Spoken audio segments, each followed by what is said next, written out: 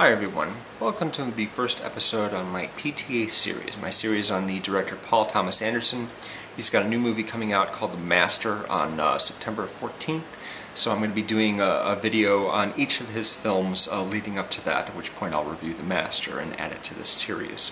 Before I get started on his first movie, Hard Eight, I wanted to tell you a little bit about the first movies that I bought on DVD. They were Go by Doug Liman and The Game by David Fincher.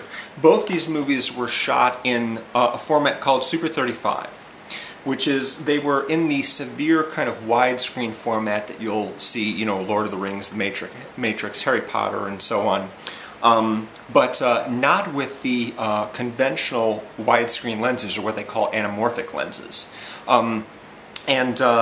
I was a little displeased when I first learned about this format in the early 90s, because I felt like if I went to see a movie in the theater, I wanted to see the widest, brightest, most complete picture possible. And what this format is, basically, it doesn't use a standard widescreen lens, it uses a normal lens that produces a square image, but then everything in the image is framed very carefully within a certain area. And then that area is then blown up and shown in the theater. And when I first saw movies like The Age of Innocence and Tank Girl and Blown Away in this format, I thought they looked really cruddy. And I knew that I wasn't seeing the entire picture, which was just frustrating for me, going to the movie theater and knowing that there was vertical picture information missing. Now, Hard Eight, which is Paul Thomas Anderson's first movie, was shot in this format as well. Let me show you a couple frames from the film here. This is from an early scene in the picture. You have Philip Baker Hall on the right. He's playing the main character Sidney, and sitting with him is John C. Reilly, who plays John. As you can see, this is in the widescreen format that's, you know, severely rectangular. It's 2:3:5:1. That is the aspect ratio.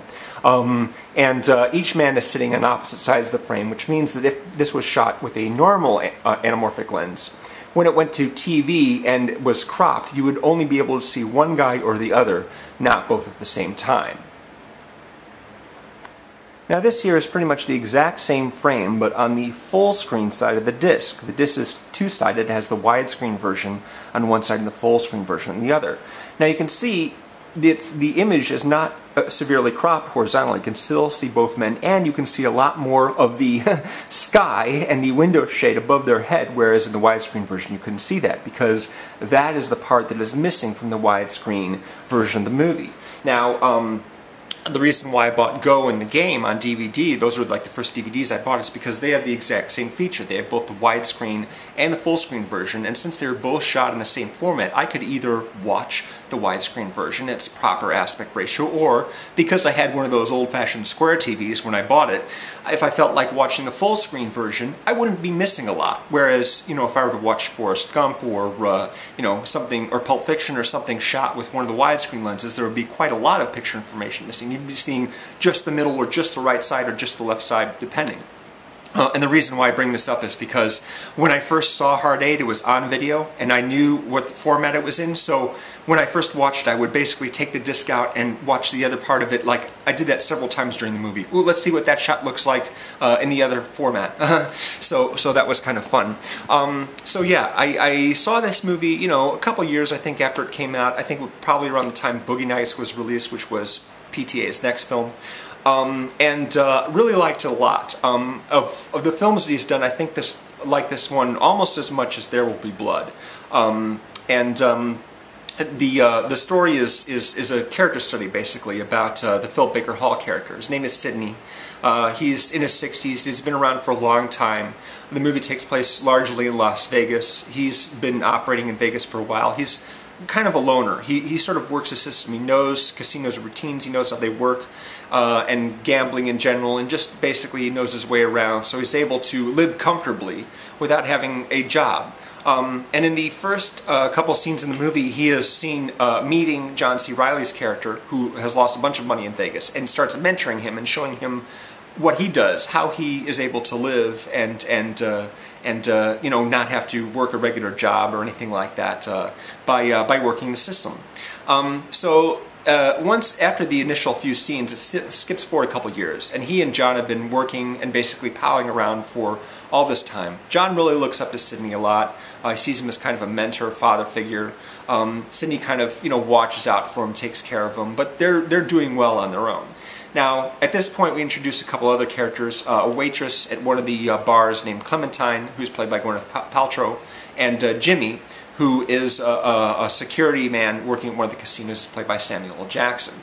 Sidney really doesn't like Jimmy all that much. He sees him as kind of a lowlife. What John really doesn't know, and what Clementine doesn't really know, is that Sidney is sort of a former lowlife himself. He used to be kind of a criminal element, and now he's, sort of aged into respectability and, just bides his time, basically. Lives and sort of, you could say, works out of the casino, although he just basically knows enough tricks to keep himself living comfortably. John has kind of a thing for Clementine. Clementine, being a waitress there, has to deal with a lot of shady customers. There's a scene early on where Sidney asks her if she's required to flirt with the customers, and she says, "Well, they don't tell you to do it, but if you don't act flirtatiously with the men who come, you'll be considered rude, and you'll be complained about, and you'll miss out on tips and everything like that, so I kind of have to." And Sidney's like, "Well, I just want you to know you don't have to do that with me."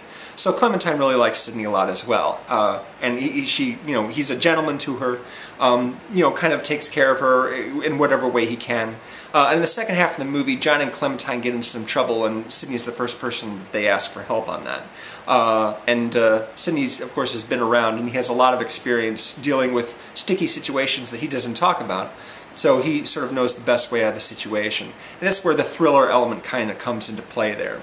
But it's not really a thriller, it's more about Sidney himself. And PTA really doesn't like it that this movie got called Hard 8. He wanted it to be called Sidney, but I think that the guys who distributed the movie, Reilly, really felt that it would sell a lot better if people thought it was a thriller. The cover art has Phil Baker Hall holding a .45, and the title Hard 8 seems to suggest something a little bit more sinister than just, a character study of an old guy and some of the people he knows in Las Vegas. The music seems to suggest a sort of a thriller as well, but it really isn't. And I like this film quite a lot. It's one of my favorite films by this director. So there's your video on Hard 8, and let me give you the first clue for my director number 3 little guessing game that I'm running here. I'm going to be doing one clue per video. Your first clue is that the director, number 3, is an individual who has been around for a long time making films. And he doesn't have anything in production right now, according to the Internet Movie Database, but he's still very much alive and well. So there's your first clue, and there'll be another 5 clues in the next few videos that I'll be doing. So I hope you'll tune in for them. Thanks very much for watching, and I'll see you next time.